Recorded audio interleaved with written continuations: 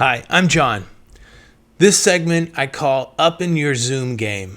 There's a few things, very simple, very inexpensive, that we can do to up our game in this online Zoom world that we live in these days. And it doesn't cost you a lot. I'm using a few different pieces here. I'm using a Yeti microphone from Blue. I'm using a Logitech C920 webcam camera and two lights from IKEA, $15 a piece.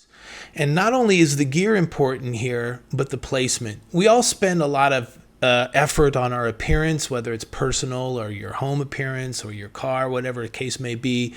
We don't often spend a lot of effort on our online appearance, and this is critical these days, especially as a presenter. You want to put yourself as close to your audience as you possibly can.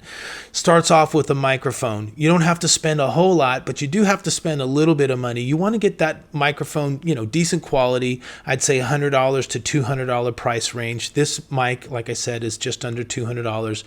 And you want it to be roughly this far from your mouth, right? You want to get it close to the audio source so that it captures a nice, good signal, and it doesn't capture all of the audio or noise in the room. And it makes you sound close to your audience, not distant from your audience if you're far from the mic.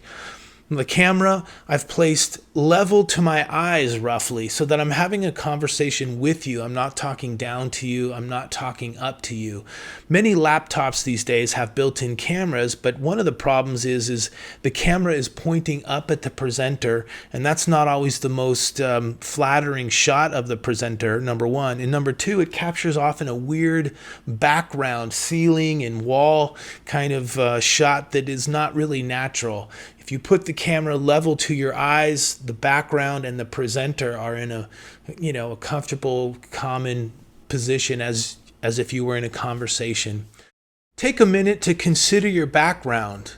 You'll notice a lot of cable TV news where they're interviewing people. The cameras are level. The background is been dressed in some instances. Oftentimes you'll find bookshelves and looks better than just a blank wall if you can. I've cleaned up my background just a little bit. I guess that's debatable. I'm in the audio business, so it represents the line of work that I'm in. But for a school situation, maybe a bookshelf with books or whatever the case may be, anything other than a big blank wall behind you might be more interesting or advantageous for your audience.